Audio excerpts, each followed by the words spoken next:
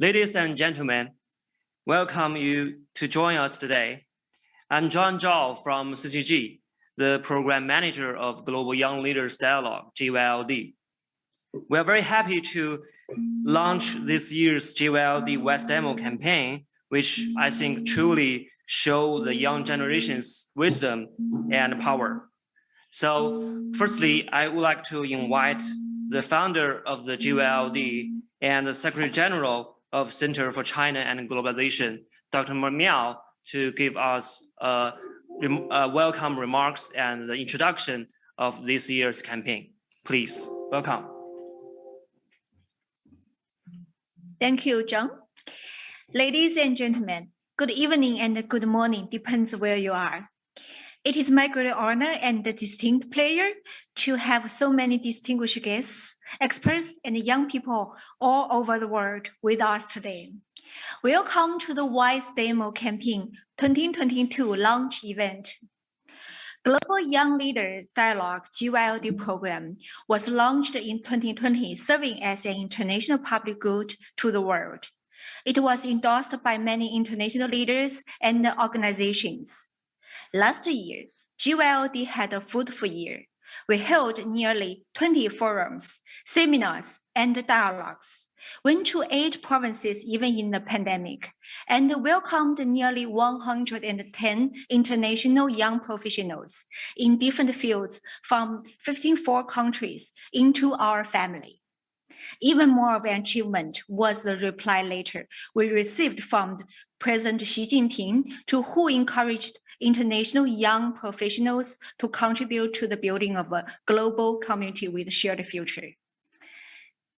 As we all know, our globalized world is facing a number of challenges and problems that transcend national borders. Unprecedented challenges from geopolitical upheavals, environmental and public health crises, and other global issues. The international community would benefit from the innovative power of young people keen on participating in global governance. This was the impetus for us to launch the GYLD WiseDemo campaign last year, to encourage young people worldwide to come up with innovative solutions on global issues. You may wonder why we choose the name WiseDemo. One source of inspiration was the word WiseDemo, wisdom, as we welcome the wisdom of young people. Another concept was that of a demo, as these proposals don't need to be perfect. There could be projects, ideas, and initiatives, as long as they are innovative and contribute to better global governance. This year, the theme of the WiseDemo campaign is wisdom and power of youth on global development. Since we think our main priorities in improving global governance is how to speed up the implementation of the United Nations 2030 agendas for sustainable development, how to revitalize the economy and pursue more robust, greener, and more balanced global development. Under this theme, we set 5 topics calling for proposals on poverty reduction and inclusive development, climate change and green development, fighting COVID-19 and public health, driving innovation and the digital economy, and open cooperation and interconnectivity. Now, I want to highlight why you should participate even more compared to last year. First, we will involve senior experts from very beginning to guide young leaders rather than simply providing comments after the presentation. This will enable our young leaders to obtain valuable input and suggestions during the process. We also have partners to give support using a wide range of resources. I would like to thank both our experts and partners for joining us. Second, the GYLD Secretariat has raised some funding for selected proposals to carry out research and improve their projects. The top 20 proposals will get around $320 USD. And if your proposal are selected to top 10, you will get around 1,600 USD. The first step is always the hardest. We hope this subsidy, even if may not be too much, could help you have an easier start. Third, and most importantly, authors of selected proposals will be invited to present their ideas at GYLD 2022 Annual Forum, which will be held on May of 2022 in Beijing, China. The GYLD Annual Forum 2022 will be a transformative opportunity for 300 young leaders, influencers, and change makers from around the world to come together and shape consensus on emerging issues. You will have the chance to directly engage with world leaders, build networks, and maximize your impact. Furthermore, CCG's official special consultative status through the Economic and Social Council of the United Nations and its strong relationship with many international organizations means that we also have the possibility of recommending selected proposals to the United Nations and other international organizations. These proposals will also receive long-term attention and support from GYLD in their implementation. This would be a wonderful opportunity to make your dream come true and contribute to global governance. I'm sure there are many young professionals that cannot wait to participate in our event. Please visit GYLD's official website, www.globalyoungleadersdialogue.com, and download the application form. Registration will be accepted through March 15, and the proposals would be received before March 20. We will coordinate selection, debates, evaluation in due course. We are looking forward to receiving your proposal. Thank you again to great support of our co-organizer and close partner, Academy of Contemporary China World Studies. All express participation, representative of WiseDemo Campaign partners from Beijing Foreign Studies University, Strachman College of Tsinghua University, and scholar, and all the online audiences joining us today. Thank you all for your great attention.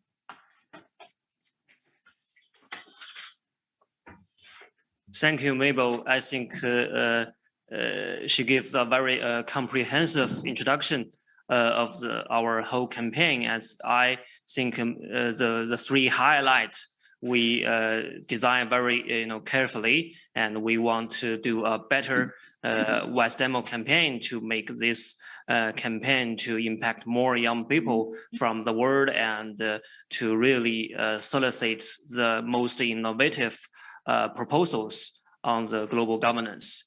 Okay, next I want to invite our close partner from Academy of Contemporary China and World Studies.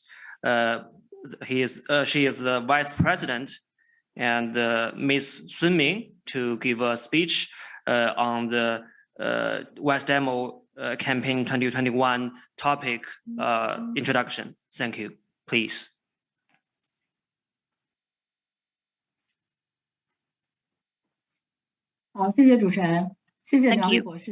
Thank you, Dr. Miao, and thank you, experts, international young friends. Good evening. First of all, thank you for continued attention and support to GYLD. As one of the initiators and collaborators of the project, I'm glad that after our joint efforts of the past year, GYLD has gradually become an important platform for international youths to make friends, inspire ideas. Last year, President Xi replied to the foreign youth representatives of this program, and which brought great encouragement and confidence to the international youngsters, and also brought the community with the shared future. So this year, starting from this year, we will continue to organize different campaigns and plan more diverse and exciting dialogues of all kinds and exchange activities with the global think tank so that we can promote the support for the young friends. The Community of the Shared Future for Global Development, WiseDemo, is the first important event launched by GYLD this year, which aims to encourage young people from all over the world to pay attention to the cause of the global development, build consensus on global development, and contribute to the construction of the Community of the Shared Future for the global development. At present, the global governance is faced with environmental changes, the gap between the rich and the poor, and the spread of the viruses, the local turmoils, and trade protectionism, populism, and so on and so forth. And which actually increase our commitment to the better world. At the 76th United Nations General Assembly in 2021, President Xi proposed a global development initiative for the first time, advocating for a stronger, pioneer, greener, and healthier global development, emphasizing the initiative is the public product open to the world, connecting to the SDG of the United Nations, which is in line actually with the common aspiration of the international community and requires the young talents from all over the country and all of the countries to display their talent.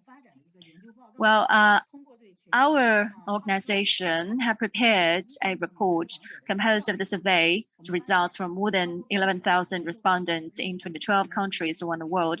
More than half of them agreed with the positive significance of the concept of the community with the shared future of the global governance in 3 areas: economic, environmental, and technology. At the same time, in terms of the public health, 40% of these services respondents believe that countries must strengthen solidarity and cooperation during the pandemic, so as to withstand the impact from the pandemic on the global economy. Combined with the relevant research of my organization and based on the 17 2030 SDGs issued by the UN, we finally focused on 5 sub-themes of this event, i.e. poverty reduction and inclusive development,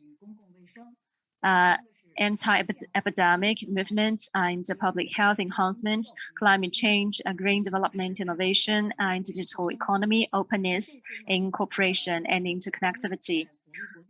So we, based on these 5 areas, encourage international youngsters to play a unique role in international exchanges and cooperation, and use the wisdom of them to promote the global development and global governance. This year, since the WiseDemo campaign was launched, it has actually attracted more and more attention from Chinese and foreign experts, scholars, and international youngsters. We will work together with our partners, foreign universities, international organizations, and other cooperative organizations to organize visits and research activities to help international youngsters to look for the inspirations, discussing practices, knowledge sharing, and learning and also growing expertise. And I also looking forward to the discovering of the more international young talent in global development community with a shared future, WiseDemo. Thank you. Thank you, Ms. Sun. It's very, I think, insightful speech, and I think give our agenda, I think the topic citing a very strong support from the research angle. And so I think welcome our young peoples from different fields to submit your proposals to these very meaningful topics. Okay, next, we are very honored we have the 2 keynote wishes, actually, I think, from 2 distinguished guests. The first is the Vice President of China International Communication Group. He is Vice President of CICG, Mr. Yu Tao. He recorded a very good video wishes for us. So please. 大家好，很高兴参加全球发展命运共同体。 Good afternoon and hello everyone. It's a great pleasure for me to participate into the promotion conference of the demo event, WiseDemo event in 2022. Well, actually, last week, the Beijing Winter Olympics came to a successful conclusion. Many international young athletes and volunteers have become one of the focuses of this global ice and snow sports event. They have also contributed a lot to the building of the community with a shared future for mankind. With their young power and strength, at present, under the influence of the profound changes unseen in the world in the century and the global pandemic of the new coronavirus, the international community needs to join hands together to meet the challenges and achieve common developments more than ever. Last year, General Secretary and President Xi Jinping proposed the Global Development Initiative, or GDI, for the first time at the 76th UNGA and advocated and promoted it on an important international occasions to promote the global development towards a new stage of balance, coordination, inclusiveness, and acceleration of the implementation of the UN SDG in 2030. The sustainable development is very important, and young people are the future builders, leaders, and the new forces. It is very aspirational for the people of all countries to build a shared future in the community for the mankind and to promote the stronger and greener and healthy global development. It is also the responsibility of the young generation. And this event of today built a very good dialogue and display platform for the international youngsters to exchange ideas and learn from each other in the joint construction of the global development. I hope you can give full play to innovation and creativity and empowerment of yourself, and to provide suggestions and advices for improving global governance and solving development problems, and also you can make more friends with each other. I hope that you can actively carry out innovative and pragmatic actions in this campaign so that you can gather more international and youthful and also diversified forces for the improvement of the global development. I wish this event a complete success. Thank you all. Okay, thank you, Mr. Yu. It's very encouraging to our young people. Okay, next, I would like to broadcast is from the president of Center for China and Globalization, CCG, Dr. Wang Huiyao, to give the video wishes. Please. Hello, everyone. I'm very pleased to address you here as the advisory council member of GYLD and also founded president of CCG. Since established in 2008, CCG has been committed to promoting the development of globalization and its development, aiming to create an international public good to the global community. We launched the GYLD in 2020. It provides more opportunities and communication mechanism for young generation to participate in global governance. At the same time, GYLD have been endorsed by an array of prominent international leaders, including Pascal Lamy, former Director General of WTO, Boris Ruggi, Vice Chairman of Munich Security Conference, Vincent Price, President of Duke University, and a number of ambassadors, international institution representatives, and of course also from UN representatives as well. Personally, I'm very delighted to witness GYLD's fast growing and its development. Noteworthy, our GYLD community received a reply from President Xi last August. This is very encouraging and very inspiring. Young generation's effort and input should be valued and supported. The active performance of young athletes during the Beijing 2022 Winter Olympics has profound impact on encouraging and stimulating young people to pursue their own dreams with unremitting efforts. From sports to academia, from politics to business, the rising young professionals are making a name for themselves and making a difference in the world.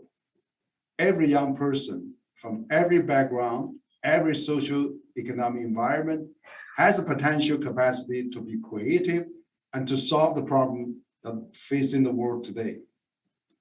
Young generation joining global governance and global exercise is a crucial part of a global dialogue.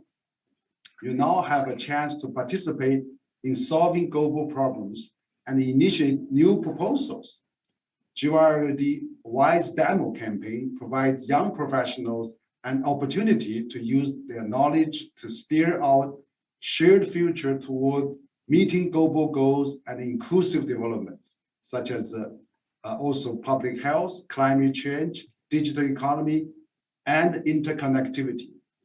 We need you to be part of this campaign and also become our partner to make the world a better place. Indeed, I'm very heartened to see the passion and the dedication among young leaders to drive change to our shared future. We look forward to encouraging more international dignitaries, representatives from international organizations for the upcoming GYLD Annual Forum 2022 and join our global dialogue. I do believe involving young generation in global governance and global development will gradually make a change to the world. Let the young voice speak up and then be heard by our decision makers and by all people in the world. Thank you for your attention and look forward to meeting our young leaders on this year's GYLD Annual Forum and also a variety of activities. I wish you all the best. Thank you. Thank you, Dr. Wang. And I think he gave a very highlights of our GYLD's meaning. And I think it's very important to let the young voice being heard at the global governance area. So before we start the next session, I see all the speaker maybe is already online. So I think it's a good chance that we can have a group photo to be a memory. So please wear your best smile and stare at the camera so we can have a big picture. Okay. 3, 2, 1, go.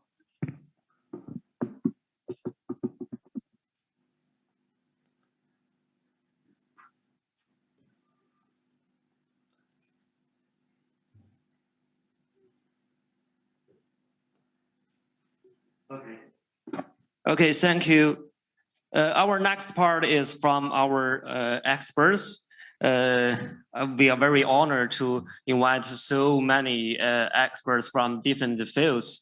She really know these topics very well, and I think they can give our very good introduction of these topics. What is the situation right now on the global level, and what is challenge the young people can to contribute their wisdom and power to help to solve it. And I'm also willing to hear maybe some advices, even some tips to help the young people to prepare their proposals better. Okay, I will introduce the experts from the role of the topic. The topic one is poverty reduction and inclusive development. And our first expert is former senior business columnist of China Daily, David Blair. And he is an economist and writer specializing in banking and finance, macroeconomics, technological innovation, and healthcare. He was a senior business columnist for China Daily in Beijing, where he has writing over 250 articles, and he has a PhD in economics from UCLA and was a MacArthur postdoctoral fellow at the Harvard University's Center for Science and International Affairs. So we are willing to hear your insight, Dr. David Blair, please. Hello, everyone. Thank you for having me here. I want to commend you for your interest in poverty reduction and inclusive development. I think that it, along with avoiding war, are probably the two most important goals facing the world in the coming century. I think it's important to stress that poverty reduction and development are not the same thing. In most cases, especially for poorer countries, it's important to have development. It's important to create wealth to reduce poverty. But you can create wealth without reducing poverty. I mean, I look at my own country, the United States. In the last 40 years, median real wages have been completely stagnant. Actually, they're down this year. So if you look at 1979 compared to 2022, wages, median wages, half people below and half people are above, are lower now than they were in 1979. But the United States GDP has grown a lot over that period. So what happened? What happened is that wealth was transferred from labor to capital. The percentage of GDP going from capital going to labor, which when I was in graduate school in the 1970s, people thought was about fixed at 70%. Now it's less than 60%. That's a big change in the economy. So it's really important to avoid that. And I want to stress it wasn't driven by some accident of nature. It was driven by policy decisions. We had a low interest rate policy, created wealth for the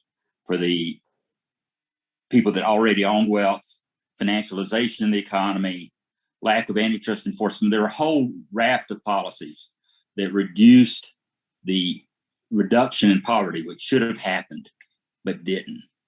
So it's important to look at macroeconomic policies. I also think it's worth looking at China's policies. I've had the chance to look at a lot of villages around China. And what China is doing is creating opportunities for people.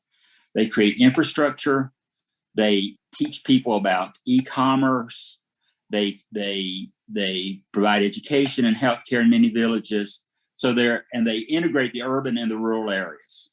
So they're taking advantage of the growth that's happening in the country and trying to bring it everywhere in the country. And it's not primarily giving people money, it's giving them opportunities. So when you're thinking about this, it's important to think, how do I give people opportunities? I know as academics and policymakers, we might think we know a lot. But I think when you're thinking about your own country, it's important to know, to realize that you know less than the people that are actually in poverty. And you need to find out what it is that's actually driving their decisions. I think that's an important thing to always keep in mind. One thing I'd like to stress, which I'm as John said, I'm an economist, but I've been disappointed at the results of economics over my lifetime. I think one thing we missed is the central importance of culture and not destroying people's culture. You have to create a system that respects the culture that's there and encourages people to take advantages of the good parts of it. I want to recommend some authors, which I think are really important. The first is Robert Putnam, who is a member of the government department at Harvard University. He has a book called Our Kids from about 10 years ago. It might have been a little bit older, which looks at his hometown in Ohio and what a sort of a nice place it was when he was growing up in the 60s and how it's immersed in poverty now. And he looks at what happened. And a lot of it was policies that destroy the culture there. Another writer, which I respect a lot, is Edmund Phelps from Columbia University. He's written a series of 3 books, which I think are important. Rewarding Work, Mass Flourishing, and Dynamism in the last 12 or so years, which stress the importance of giving people jobs. I mean, giving them the opportunity to create their own jobs through entrepreneurship and through taking advantage of their own capabilities. Another one I strongly recommend is Shelby Steele, who is a great African-American, very great African-American economist. I really like his book, A Dream Deferred. He grew up in the south side of Chicago, which now is one of the poorest and most dangerous places in the world. But when he was growing up there in the 50s, he describes it as a pretty good place. And he looks at what happened there.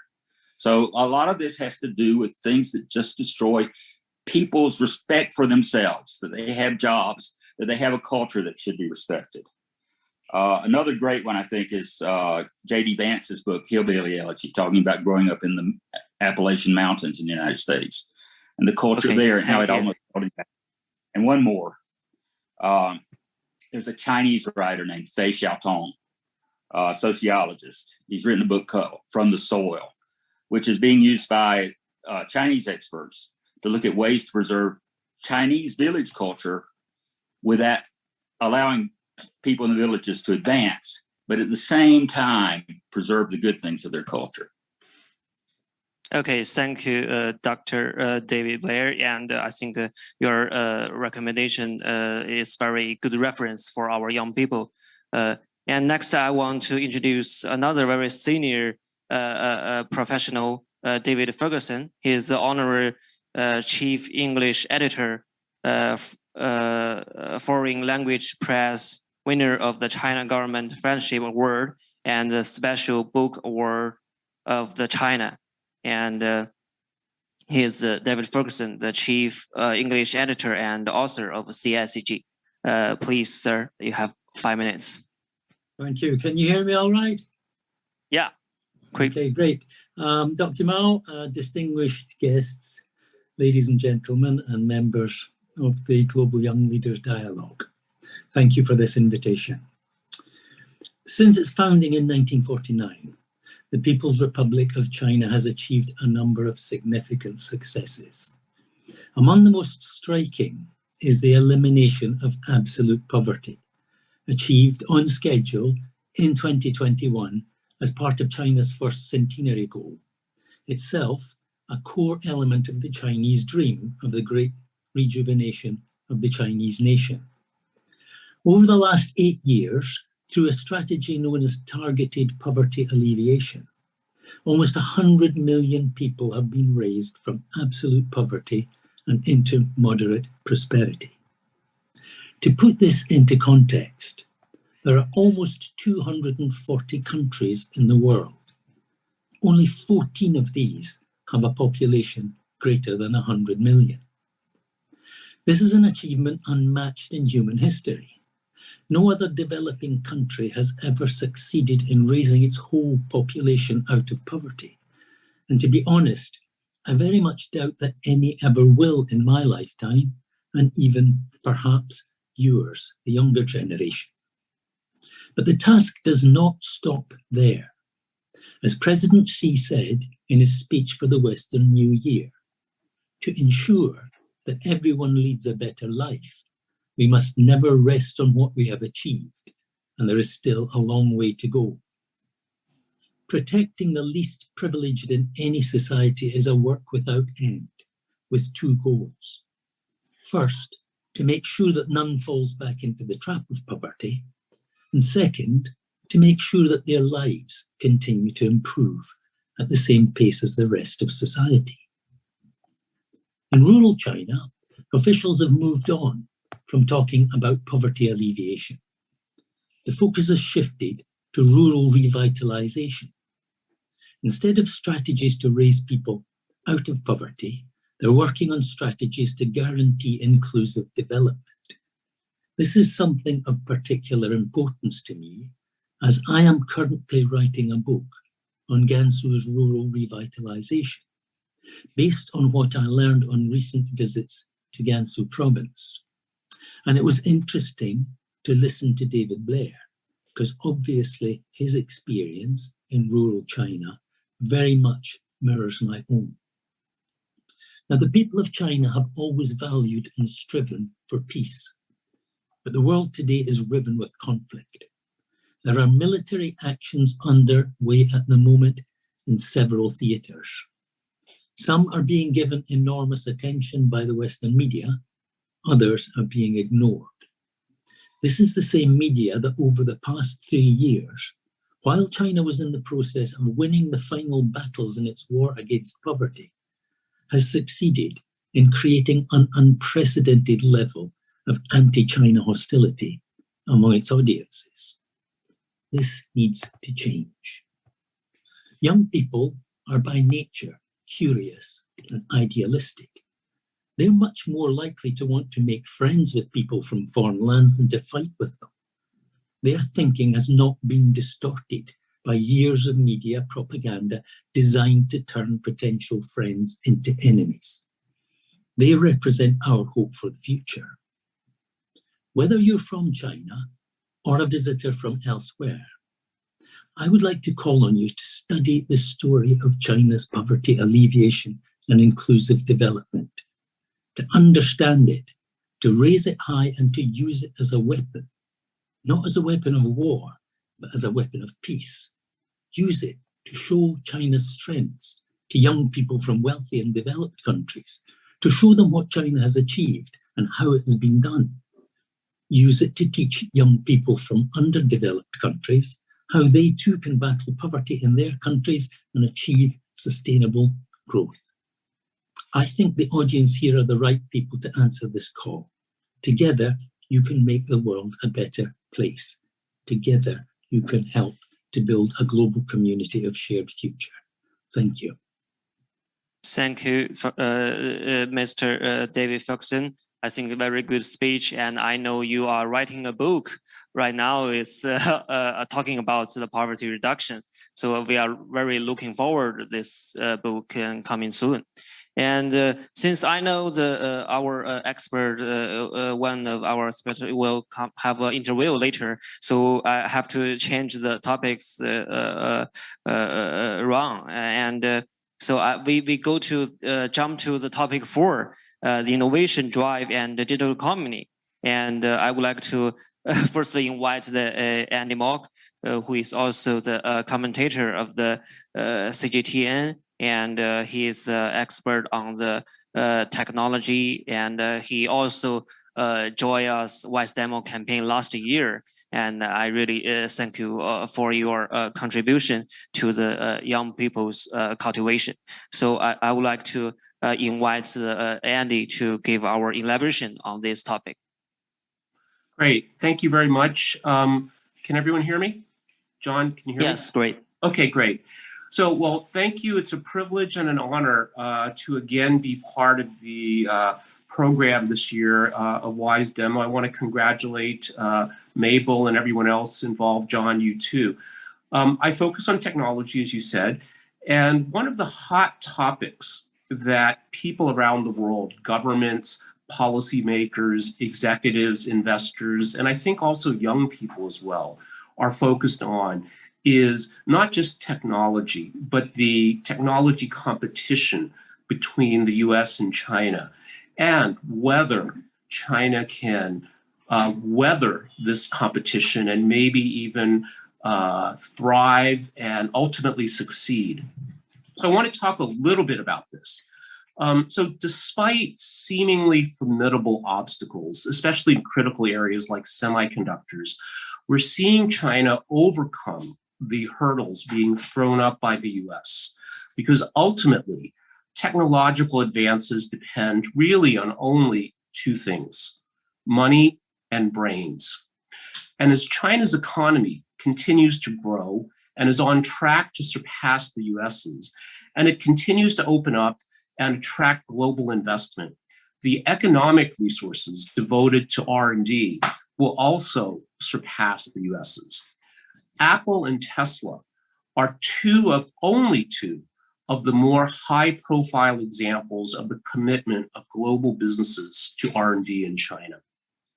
Similarly, China's scientific brain power is not only homegrown, but increasingly foreign, as scientists around the world more and more see cutting-edge research opportunities in China and want to work with increasingly world-class Chinese colleagues. And this is something I've seen for myself firsthand recently. I was invited to a meeting hosted by Premier Li Keqiang, and there were a number of people affiliated with the Chinese Academy of Sciences there. And what was interesting, that's not surprising. What was very interesting was many of them were from overseas, whether from Italy, whether from Switzerland, other parts of the world. So again, we can see the brain power in China growing. But the real advantage China has is its government. In the startup world, and I have experience as a startup investor as well as in advising startups in China and elsewhere. But in the startup world, there's a saying that a mediocre product with mediocre technology, but with excellent distribution, will beat an excellent product with mediocre distribution every time. Because of China's unique system of government, any given technology can be developed, commercialized, piloted, and disseminated much more efficiently. 5G and EVs, electric vehicles, are two of the more well-known examples. But the next generation of the internet may be even more profound, as these new standards will drive development not only in China, but around the world.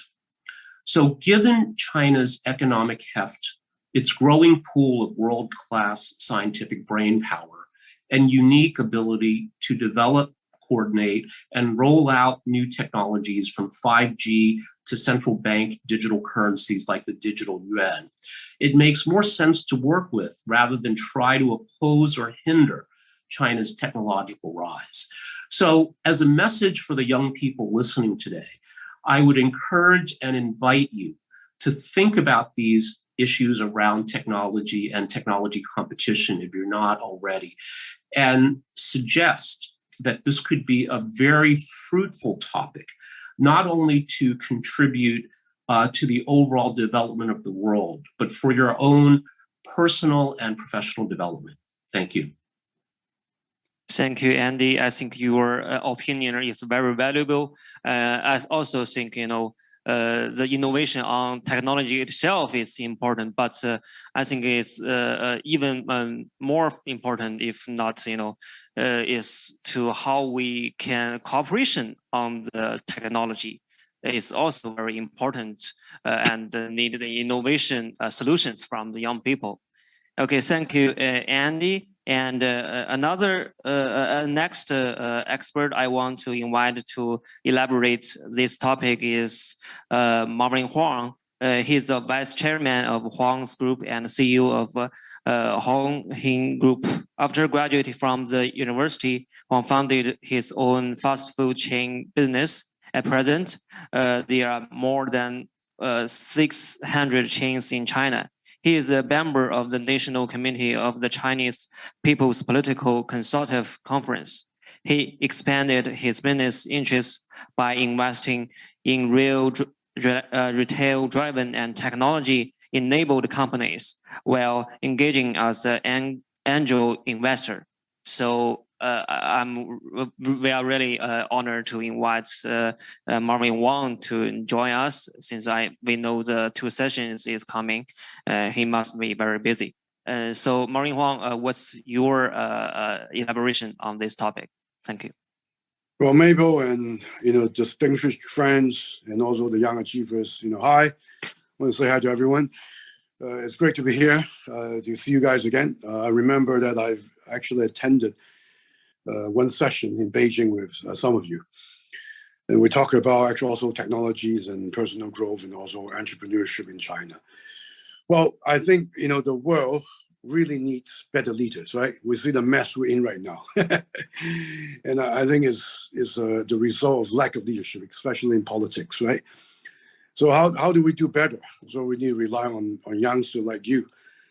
You learn, you embrace changes, you appreciate, different cultures, you make friends from all around the world so that you were able to develop a much better international perspective. And hopefully, in some years forward, you will become, the president of the US, okay, chairman of multinationals and helping, leading the human beings, to really transform. I'm actually in a more the optimistic side, right? Many friends, especially during the COVID crisis, have gotten to be very pessimistic. Well, there are changes. There are always challenges. It depends on how we see it and how we embrace changes and how we capitalize our strength, right? So looking at the post-COVID world and where the opportunities are, right? So I think many of you are actually residing in China or planning to work in China afterwards, right? Or maybe based in China to conduct your international business.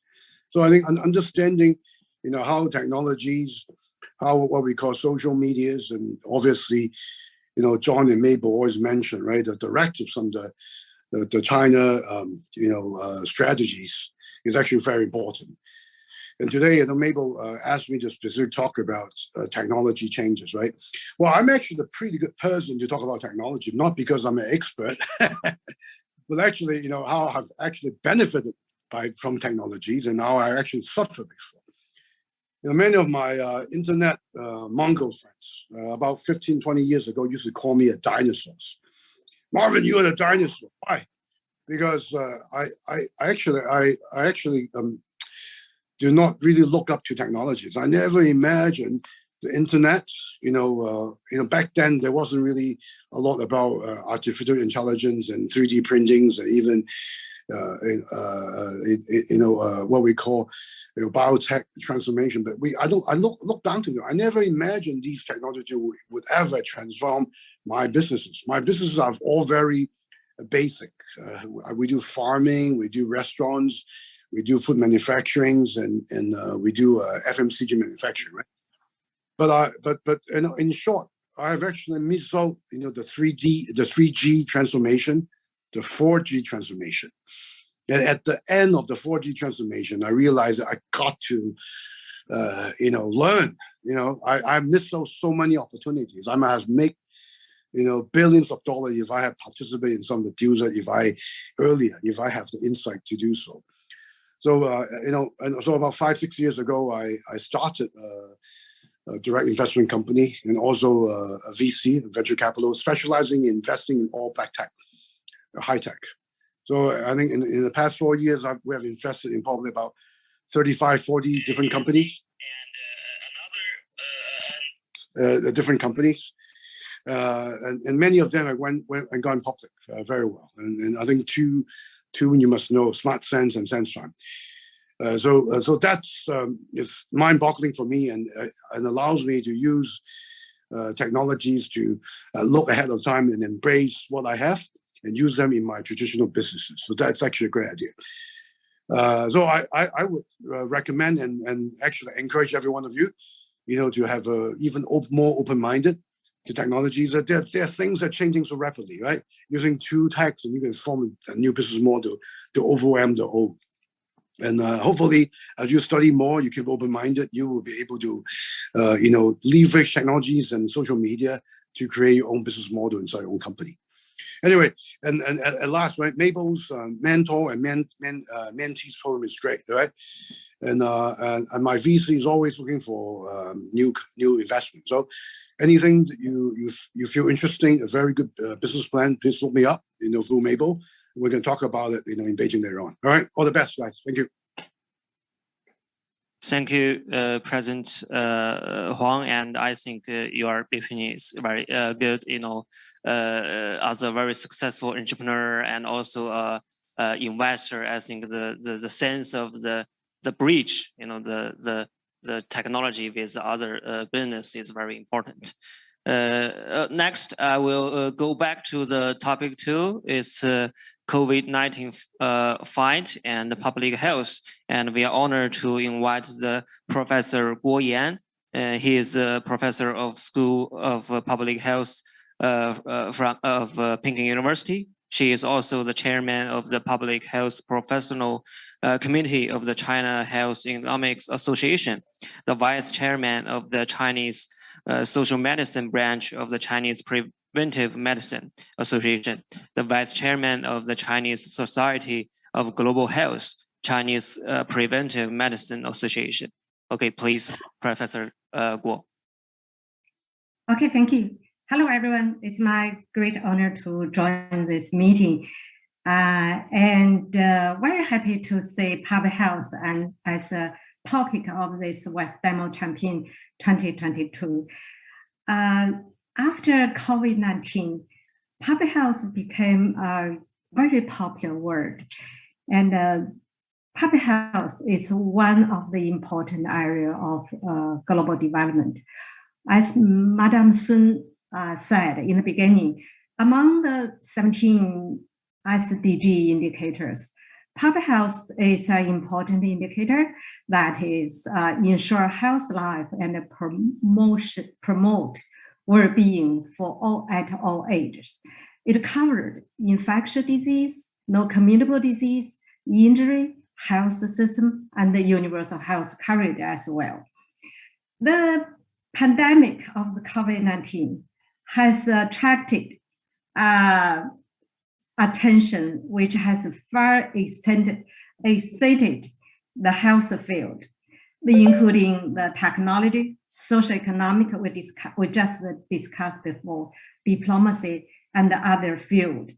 The importance of public health are well recognized.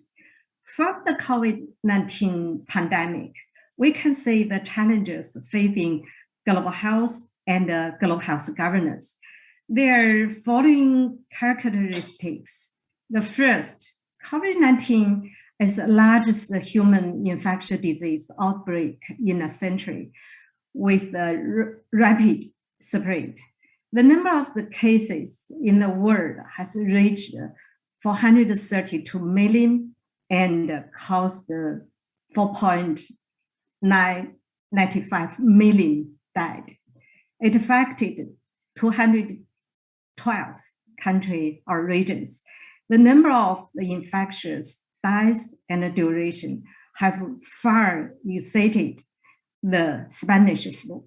The second one, developed countries have become hardest hit areas. Usually, the outbreak of infectious disease happened in developing countries like Africa, East Asia, and South America as well. However, for this pandemic, a larger number of the cases occurred in developed countries, including Europe and the United States. The third one is a double burden of disease. Because of the run on medical resources due to the pandemic, many patients with a chronic disease are not treated in time. Chronically ill patients are the main victims, especially for aging, women, and children as well. Another one is health system is being challenged like never before. Human resources, health financing, health technology, health information system, and the service delivery, model of health service delivery, and also social determinants of health separate the epidemic. For example, the globalization, urbanization, aging, and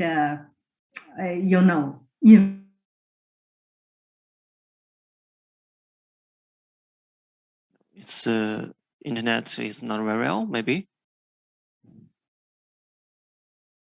Okay, maybe Professor Guo can talk more later. We must catch the time schedule, which is already left behind. Okay, we will go to the topic 3, that climate change and green development. And we are very honored and very thank you for we invite the Miss Wu Changhua. He's joined us from the US, I guess, and he's the China director of the Office of Jeremy Rifkin and the vice chair of Governing Council Asian Pacific Water Forum. And she is also an advocate of low carbon solutions for Chinese enterprises and an expert who has long focused on the analysis of China's environment and development strategies. So Ms. Wu, thank you for joining us, and please give us our elaboration and suggestions to the young people. Sure, thank you, John. Hello, everyone. Greetings from Washington, DC.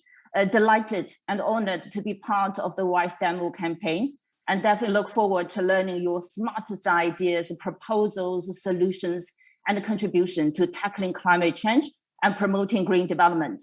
Let me first set the context. The planetary life support systems are crumbling under our feet. Water, air, life on land and in the ocean, plants, animals, and microbes, our forest and the climate systems, you name it.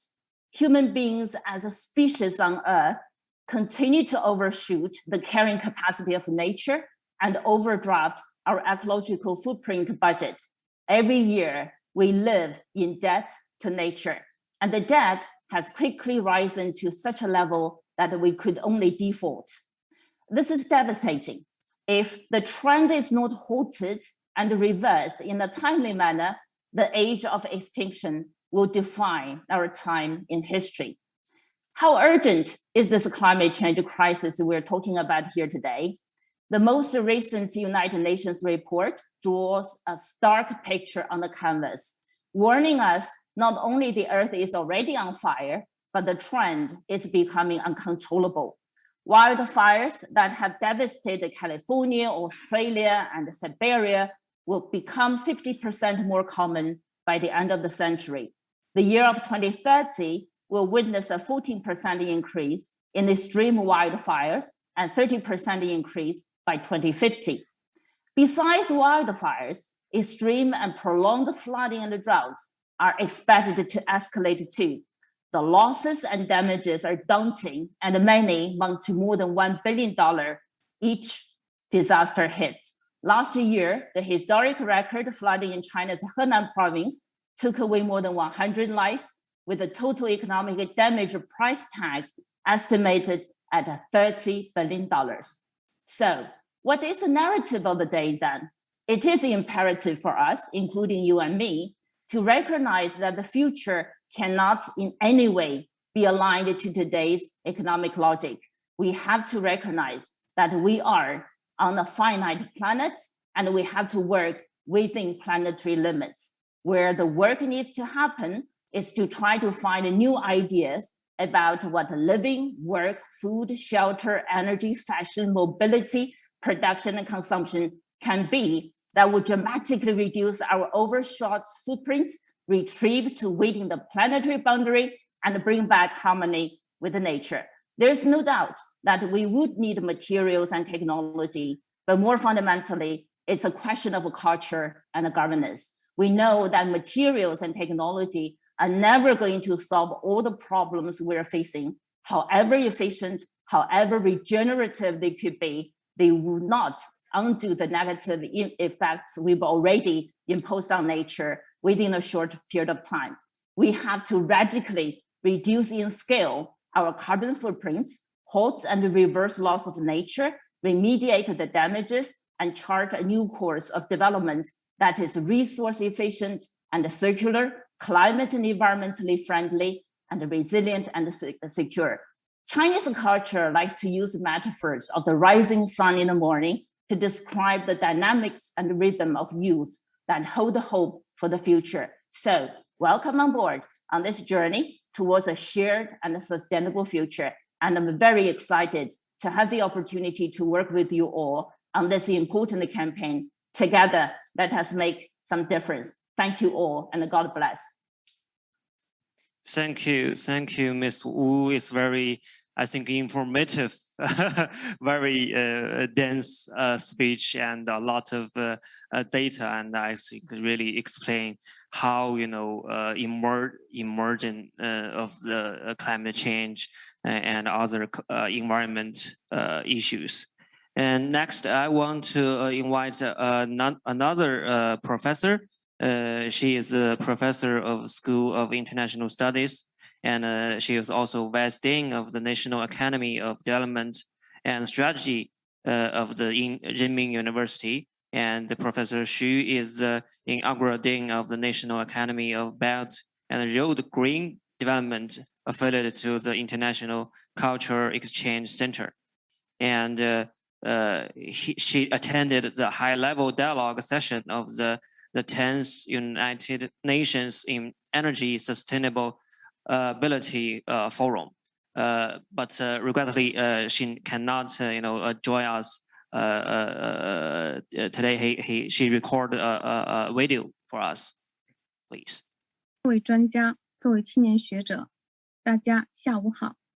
我是中国人民大学国家发展与战略研究院副院长。 Distinguished young experts and scholars, hello everyone. My name is Xu Qinghua, Vice Dean of National Academy of Development and Strategy of Renmin University of China, and professor at the School of International Relations. I'm very pleased to represent the National Development Institute of Renmin University of China to participate into this campaign. In today's world, countries are more interconnected and interdependent than ever. And they live in the same time and space where history and reality meet with each other, and they are becoming more and more of a community with a shared future where you have me and I have you, and development is a common problem faced by all mankind. Therefore, global development community with a shared future WiseDemo campaign is very meaningful and wide. The National Academy of Development and Strategy of Renmin University of China, as the first batch of the Pilot Institute for the Development of the National High-End Think Tanks in China, ranked first in the top 100 Chinese university think tanks, and become the only university think tank that entered the first grade in the first comprehensive evaluation of national high-end think tanks. And we contributed a lot to the global governance and mutual learning of civilizations. And currently, the dividend between the different civilizations and cultures become wider and wider. So in 2021, in the UNGA, President Xi has highlighted the importance to stimulate more powerful, greener, and specialized development of the shared future, emphasizing the speed up development to accomplish the 2030 UN SDG agenda to make the balance of the development of the global governance and the different sources of the world. So it is important to say that the common development is the common aspiration of China and China's leadership, and also which marks a very important manifestation of China's admiration, which also the vivid manifestation of the dream of China. In face of these challenges, I believe that the international youngsters, in terms of promoting international development, will provide more innovative ideas and advices of modernized features. As long engaged in sustainable development in China, I'm very happy personally participating to this campaign, which is very meaningful cooperation campaign for international interconnectivity. So I'm very happy, and I hopefully that we would see around the world more and more international views and young talents would come together, and the future generation will have more power in terms of the inclusive development, focusing on the poverty reduction, focus on the public health improvement and interconnectivity development. So young people, you are the hope of mankind in the future. You are the new momentum of the world development, and you are the backbones of the world in the future. So on behalf of Renmin University of China, on behalf of my school, National Academy of Development and Strategy, I'd like to wish all the youngsters and young talents a boom with more wisdoms. Thank you. Thank you for Professor Xu. And our last topic is open cooperation and interconnectivity. And we are honored to have the Professor Liu Hongwu. He is the Dean of the Institute of African Studies, Zhejiang Normal University. And he is a very renowned expert on the African study. And in 2009, Professor Liu was awarded the China-Africa Friendship Contribution Award and the top 10 Chinese people who moved Africa by the Chinese African People's Friendship Association. And he is also praised as an old friend of the African people. Okay, Professor Liu, it's your floor. 谢谢。 Thank 非 you. 常高兴 I'm very honored and very pleased as a mentor participated into today's launch event of WiseDemo Campaign 2022. So many years ago, as a student, I was visiting for study in Africa. Just like other African young people, I highly value the development of Africa in the past 30 plus years as a teacher teaching in university. Young people from China, from Asia, from Africa, they work together. And I personally have trained and taught a lot of African people or talents and young people. I think they stand for the future, be it the youngsters from Africa, China, Asia, or Middle East, or wherever, they actually are all excellent. They can create more opportunities in the future. As we know that the world of today, in developing countries, the populations are featuring with the dominance of young people. In actually a relatively long time, in the least developed countries, the percentage of the young people increased. For example, 1.4 billion population in Africa, 60% of them are between, actually below 24. Probably going forward 20 years later, the total population will be 2 billion. Most of them will be very young. So the future development of Africa, to some extent, actually is the problem of the development of the youngsters. But right now, the young people in Africa are faced with a very challenging situation in most of the African countries. 70% of the young people are job-free. They are jobless. They don't have a vocation. They don't have a fixed job. 30 plus countries, half of the youngsters actually are having no access to the preliminary education. So about many years ago, when I was visiting Sudan, 80% of the kids are illiterate.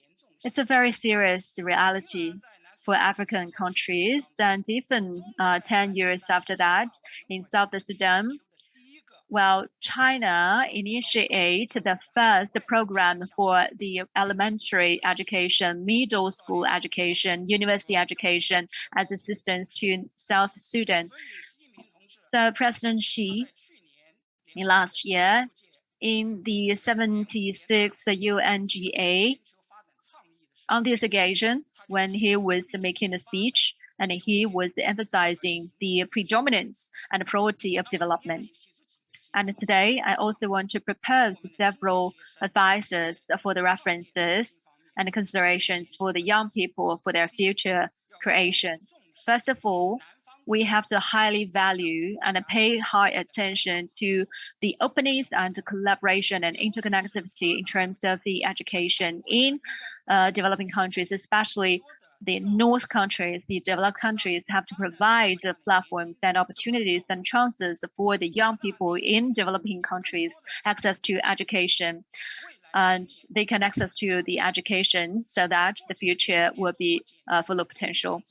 And actually, education is always the priority for poverty eradication in China.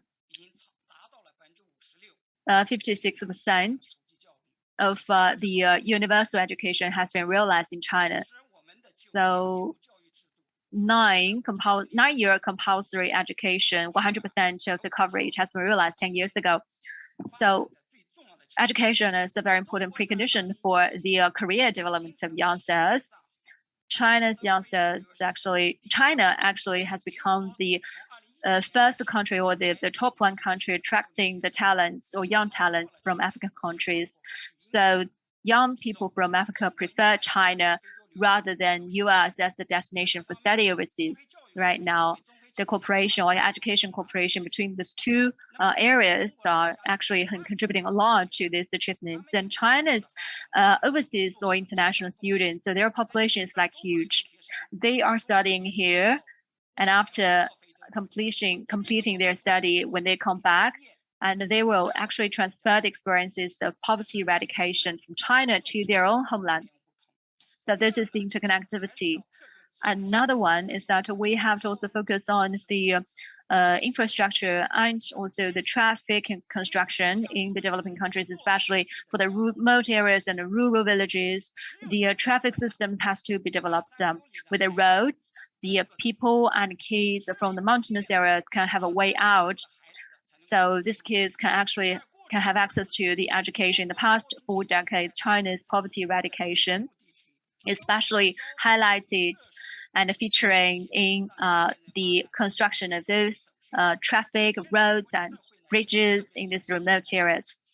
So right now, the construction of the infrastructure and the roads and bridges to be built up in these remote and rural areas is very important, highly prioritized areas for China's poverty eradication. So it can guarantee, we have to guarantee the safety and the peace to provide peaceful environment and a stable environment for the young people to develop their career, because in the unstable or unstable areas, they would have no opportunity and no chance to survive even. So I think this is a precondition, and the international community have to action on that. In the Global Development Initiative, President Xi has set up 2 priorities: priority for development, priority for action. So I hope that this WiseDemo campaign can be more pragmatic and can be down to earth, can provide actual access to these youngsters in the world. Thank you. And I think your study area, the China-Africa cooperation, I think maybe set a good example for the international society on the open cooperation and the interconnectivity, and you especially emphasize education. Yeah, we think is very important issue for the young peoples. And Professor Guo, I think we just the internet is not stable. Maybe you can have 1 minute to give some advice or the tips to the young peoples on the proposals. I'm so sorry, my computer has had some trouble. I don't know when at a trouble it is, but for 1 minute, I think we can face those different challenges for domestic and international. For example, those, let's see. Okay, for those challenges, and for those challenges, I start from characteristics. The COVID-19 is the largest human infectious disease outbreak in a country with a rapid spread. The number of cases in the world has reached 432 million and caused 4.95 million died. It's affected 212 countries or regions. The number of infectious deaths and duration have far exceeded than the Spanish flu. And the second one, that's the developed countries has become to hardest hit areas. Usually outbreak of infectious disease happened in developing countries. However, a larger number of the cases occurred in the developed countries, including Europe and the United States. And the third one is double burden of disease because of the run on medical resources due to the epidemic. Many patients with the chronic disease are not treated in time. Chronically ill patients are the main victims, especially for aging women and children. And the health systems is being challenges like never before. Human resources and including and the health financing, health technology, health information system, and the service delivery, and the determinants of health, social determinants of health accelerate the spread of the epidemic, globalization, epidemic like globalization, urbanization, aging, and health equity encourage greater challenges, like encounters greater challenges, like vaccine inequities. So those issues preciously reflect a major challenge facing global health. Health inequity, double disease burden, health systems, social determinants of health. So I think for those kind of challenges, we can choose as our topic research, and also international collaboration. Looking forward to working with you all. Thank you. Yeah, thank you, Professor Wu, and we welcome, our young peoples can, to tackle these challenges in your proposals. And in the next session, I will invite our, this year we actually invite many partners to jointly cooperate with us to support the young peoples to prepare their proposals. So we invite the representatives from some collaborative partners.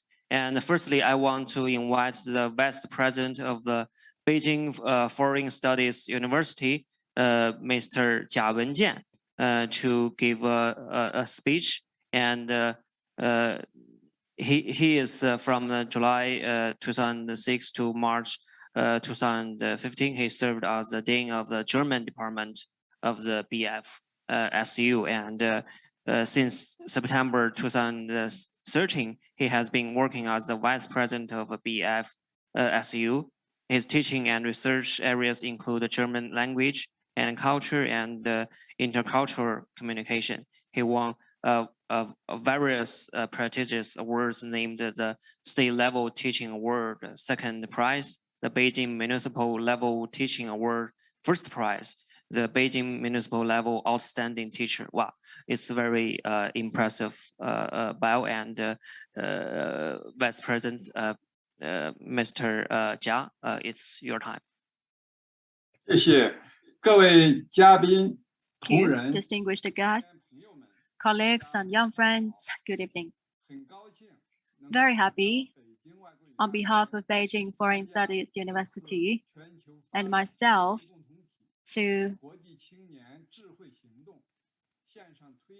attend this online launch event of the WiseDemo Campaign of GYLD. I've been learning in Germany, and working in Germany for 10 years plus 1 day. It's fair to say that I'm a participator of the young people's career development, and also the promoter as well. In 76, the United Nations General Assembly President Xi has proposed the GDI and the setting of the Community of the Shared Future for Mankind, and making it clear about the future direction of the world development. Beijing Foreign Studies University actively responds to the Global Development Initiative, continuously implementing the concept of the strengthening the campus with talents, developing the university with the academics, and establishing a global university, and around the goal of building an international characteristic and high-level and comprehensive world-class foreign studies university. We have attracted a lot of talents from 104 full-time foreign teachers from 61 countries, and they are telling the story of China, Beijing stories, promoting the interactions between the different cultures. In last June, 3 representatives of the young foreign teachers participated into the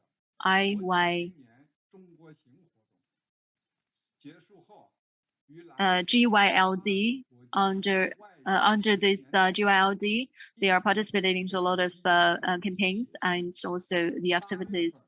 President Xi Jinping in August replied in a letter to encourage international young people to strengthen the exchanges and the mutual learning, and contribute their strength and wisdom to promote the community with a shared future of mankind. And in the same year, in September of the same year. In celebration of 80th anniversary of the LSU, President Xi Jinping replied to the veteran professors, including the old Canadian expert Issa Best of our school, expressing the hope that these veteran or senior professors will play a role in teaching and mentoring and promoting the encouragement of the great dreams and improving education and cultivation of talent. Young people means the future of the world, global development, and the building of the community with a shared future for mankind is very inspirational. And I'm very happy to see that young people from my university are participating to this course, providing their innovative proposals. Community with a shared future and global development international youth WiseDemo campaign is innovative, and we are also providing our advices featuring our university's language learning and foreign studies to this platform. I'd like to wish this campaign a great success and with fruitful results. Thank you. I hope the students from BFSU can actively join this campaign, and hope the students can get selected.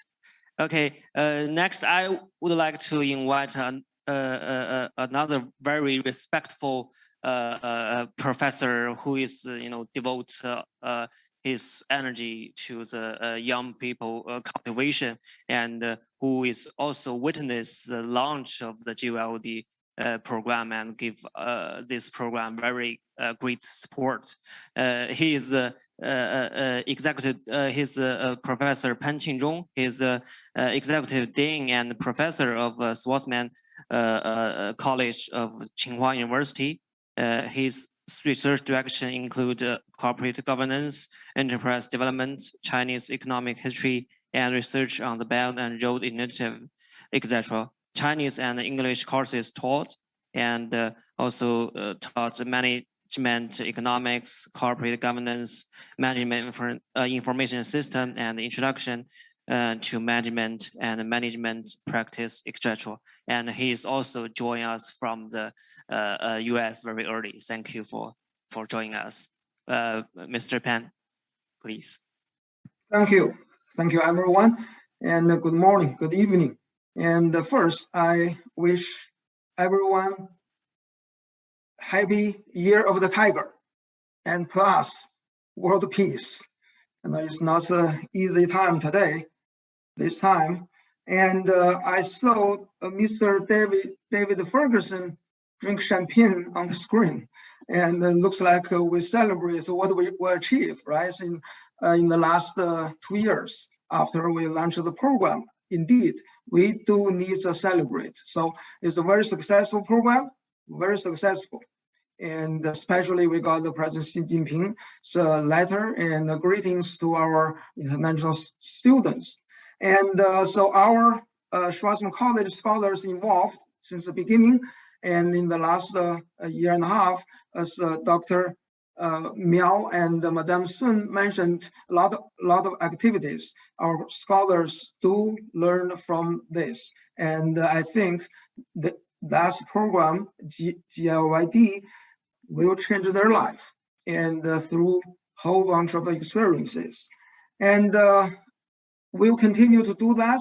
And our Schwarzman College is a similar program, and is also gathering all the international scholars from all over the world, and with the study in Tsinghua, and with a master's degree, and we have 80% international scholars and 20% of Chinese, which they can help each other and learn each other, exactly like GYLD. And Schwarzman College, after you join the GYLD, you can apply Schwarzman College as well, and we'll see. And we can give you more and more experiences. And I know, so you apply GYLD, and also the Schwarzman College is not easy, but you can try. 1% opportunity, you have to do 100% effort That is the leadership. That's our program's meaning. And hopefully we can get EU in our two programs. Again, GYLD and Schwarzman College. And what Schwarzman College, being the partner, what we can do for this GYLD, because today is launching today, the program. And as Andy Mock mentioned, two key things in the innovation, the technology, the money and the brains. So we can provide the brains, but so I doubt we cannot provide money or not, but we try. And in my background is a lobby, is a forum of Schwarzman College. Three things we can provide. First, we have scholars.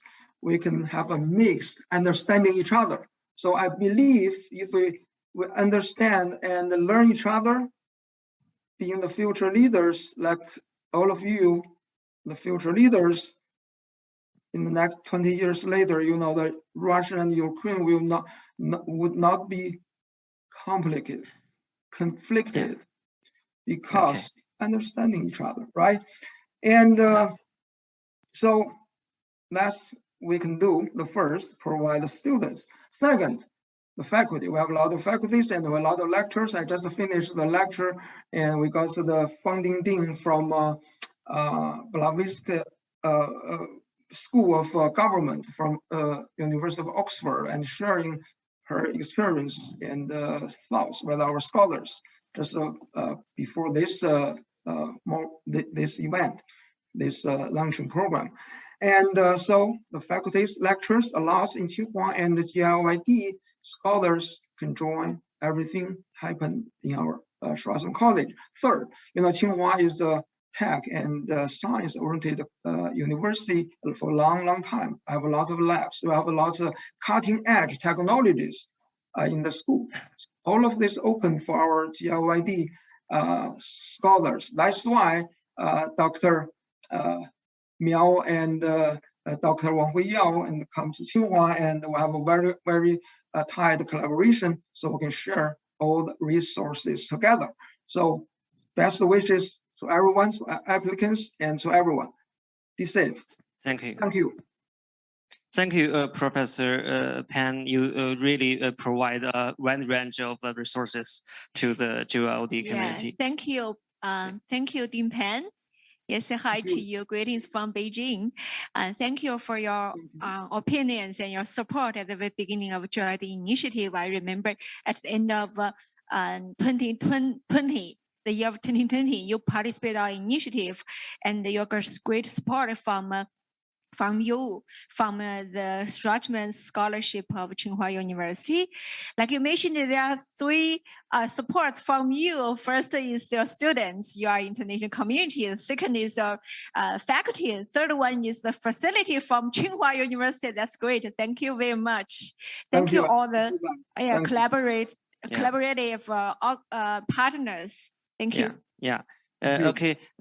Since the last speaker Jacob will leave at 9, I have to change the run again to invite the Jacob. He is actually the GYLD member and he is the selected proposals of last year WiseDemo campaign. Maybe he can give us more advices from his feeling. Okay, Jacob. Thanks very much. So John, I'm not sure if there's a way I can share my screen since, as I told you, I made a PowerPoint, but I'll just put it up now and maybe you can see it as it is. Thanks very much for inviting me, and I've really appreciated hearing all the presentations. I work at the publishing company Springer Nature, which is very proud to publish books from the Center of China and Globalization, but also about the Sustainable Development Goals in general. And a lot of the topics that we've talked about today, from poverty alleviation to technology to climate change, relate really closely to the UN Sustainable Development Goals, which also coincide with a lot of China's developmental goals. So I'll just kind of try to move through this relatively rapidly, but we're a huge international publisher. We publish a terrifying 11,000 new books every year. And of course, you might know Nature, the science journal. So Springer Nature is a big part of what we do. In fact, the majority of our work in China relates to hard sciences, such as the science, technology, engineering, and math, and publishing that. But economics, politics, and social thought of the kind that CCG is so well known for is also a key part of our work. So what are we doing for the SDGs, and why are we trying to work together with GYLD and CCG on it? We hope to be the premier publisher worldwide for research on ways to deal with these global problems, whether they're pandemics like the COVID pandemic, or climate change, or problems of war and peace. So we hope to publish the best work about this all around the world. We try to participate in kind of non-publishing related events to bring together new ideas and researchers. I guess my own personal participation in GYLD can demonstrate how that works. And of course, like many companies around the world, and I'm sure CCG, we do our very best to make our business sustainable and cut down on our environmental impact. One great example of what we do, we recently have published this book, Consensus or Conflict, which is at almost 150,000 downloads now. But we also, with the help of CCG, have published a book by Kishore Mahbubani of the National University in Singapore. It's been out for a month, but has nearly 1 million downloads. So we're really proud of publishing books and research like this, whether it's from China, Asia, or all around the world, that can give people new ideas for how we can address these kind of global challenges. Now, I wanted to share about the trip that GYLD actually invited me on. It was last spring to Guizhou province. It was very, very memorable and allowed me to see China's anti-poverty campaign up close, as well as the FAST telescope, and here in the picture, the Big Data Valley. So I learned with John and Mabel and all the other GYLD members exactly what China is doing and how technology is being applied to problems like poverty and healthcare. So it was really fascinating because I know Guizhou is a place of the barefoot doctors, but I actually really saw how a lot of the subjects that we're talking about today, whether it's technology or climate change, or actually they're kind of intersecting in many ways. And that was very, very clear in Guizhou, where I saw the encounter between China's anti-poverty campaign, use of big data and new scientific technology, and of course, sites of Chinese political activism like Zunyi. So it was a really fascinating trip, and it's one I've shared with my colleagues. And although it didn't directly result in any books I published or anything like that, it has definitely informed my thinking about the unique ways that China and the Chinese governance can respond to these kind of challenges. And it's also inspired me to think about how these Chinese models can be applied in other countries. After that, I was invited, as John said, to participate in the GYLD annual forum. So I gave a very brief talk about my sense that climate change policy should be central in Chinese foreign policy. And I met many of the participants tonight, for example, Andy Mock, I remember chatting with. And it was a really wonderful night. The CCG had invited all these great dignitaries from around Beijing, business leaders, journalists, ambassadors. But they definitely made a point to provide a platform for, well, for myself, but a lot of other relatively young and ambitious thinkers who are trying to see how China and China's unique situation today can provide unique solutions to these global challenges. So I really appreciated that opportunity. As I said, I wanted to keep it brief because I know that I want to leave room for other speakers, but I'm looking forward to publishing many books. I'll probably be publishing 60 or 70 books this year, and almost all of them relate to these kind of challenges that GYLD members are looking at and that are part of the UN Sustainable Development Goals. So feel free to scan this WeChat code and you'll find all the stuff that Springer Nature is doing for the SDGs. And please get in touch with me through John or Mabel. because I would really love to meet any and all of you and learn about your research. Thank you very much, CCG and GYLD. Okay, thank you, Jacob. Yeah, he provide, Springer has set up a very good, content center of the SDG, and he, we can, reach to the amount of the Springer Nature publish the journal, the books, about the SDG. So when you prepare your proposals, maybe you can refer to it. And last but not least, I would like to invite our, very new partner, but very, I think, doing very good. Is Victor Hu. She is the co-founder and president of Scholar Network. Victoria is a adjunct lecturer at Tsinghua University, teaching English confidence workshops. She is also curator of the World Economic Forum's Global Shippers Beijing Hub, first cohort fellow of Tencent Think Fellowship, co-founder of Russia Student Association in China, and board member of Tsinghua SABRI Student Association. And actually, I attend the Scholars Annual Forum Agora, last year, and think it's very, very good, hold very good, and very focused on the themes, and very admire their works on the to provide platforms for the young peoples among the SCO countries. So I would like to invite Ms. Hu to give the speech, please. Thank you, John. This is too much for the humble introduction, but thank you so much for inviting me today. And I think today I represent Scholar, but I also represent young people, which GYLD and WiseDemo Campaign is focusing on. And it's really an honor to speak along with and after so many renowned researchers and teachers. And I wish more young people will have the opportunity to learn from each of you. And I would like to be the one learning from each of the previous speakers as well. Well, from a Scholar as a youth community unites young people from the 21 Shanghai Cooperation Organization countries. We've been operating for the past 4 years, and I've really learned a lot about the SCO region.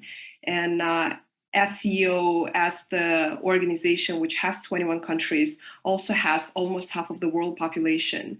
And what is more important for us today, that among this population, there are more than 10 billion young people.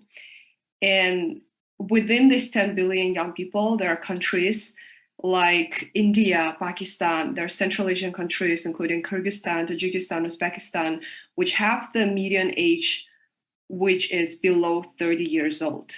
And we have seen today with countries like Uzbekistan, where young people are already playing an integral role in the decision-making processes.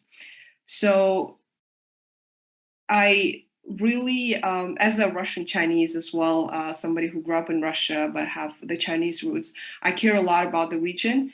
And with Scholar community, we have tried in the past 4 years to build this community based in all the different countries of the SCO. So today we have 9 hubs running in 7 different countries. We've organized more than 450 events where 16,000 people have participated. And our goal is to really build the opportunity for this 10 billion youth in the SCO region.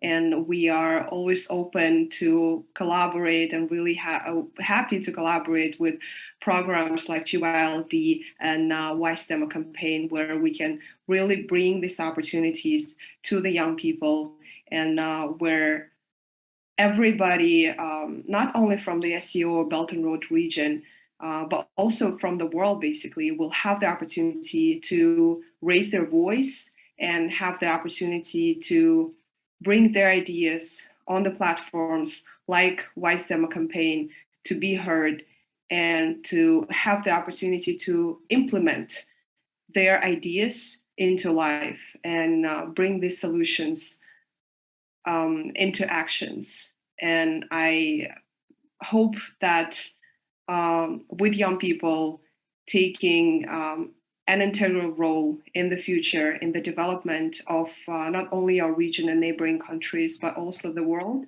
will do it in peace and have more people open their opportunities to even more people to collaborate and have their education. And yeah, this is all that I wanted to say. So thank you so much for the invitation. I think these days are a bit hard for somebody with the Russian background. So I just really hope that we'll have peace for everybody in the world. Thank you so much. Thank you, Victoria. And I know your network and actually incubate some program or some proposals very successful. And I hope, maybe you can recommend some program to join the WiseDemo campaign so we can work together to really make some actions to the global governance and global peace. Yeah, right. Okay, our next part actually is a Q&A session, but right now we do not receive too much and we do not have too much time.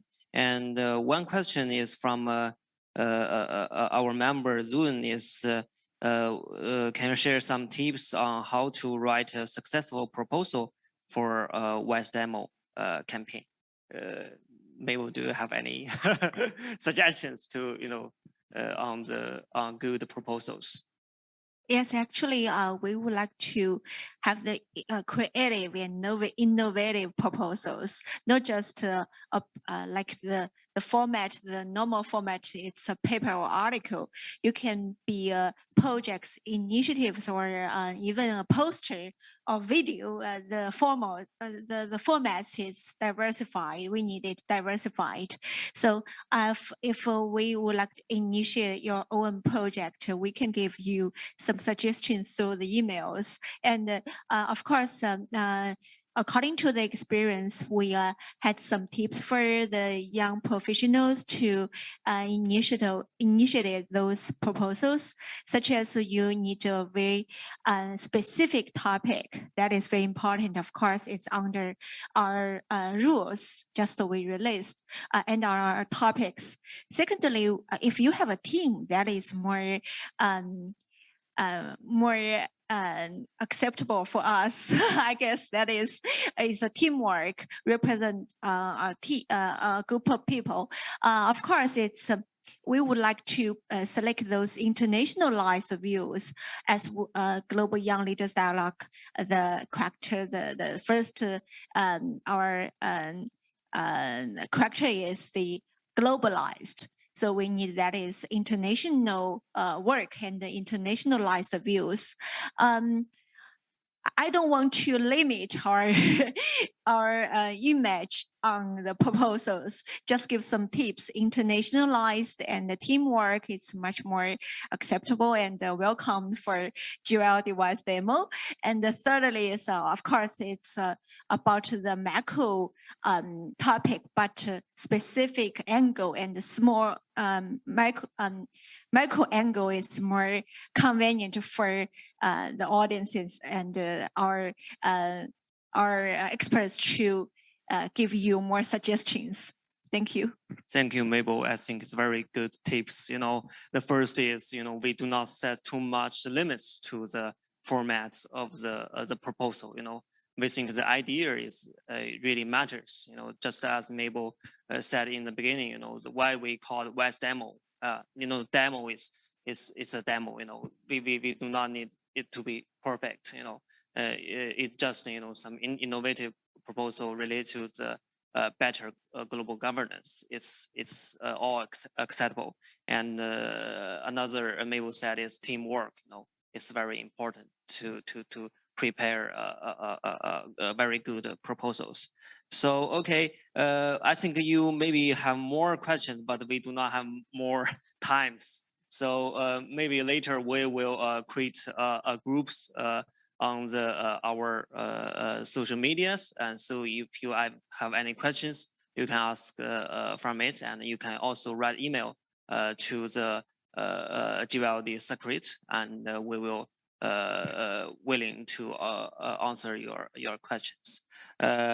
Okay, I'm very thankful again for all the experts and young peoples and audience online to join us today and till very late. We are kind of maybe half an hour left behind. So we really wish you have a very good weekend, and I'm very looking forward to your innovative proposals. Thank you. Good night and have a good day. Thank you, Ding Pan, Professor Wu, Professor Liu, President.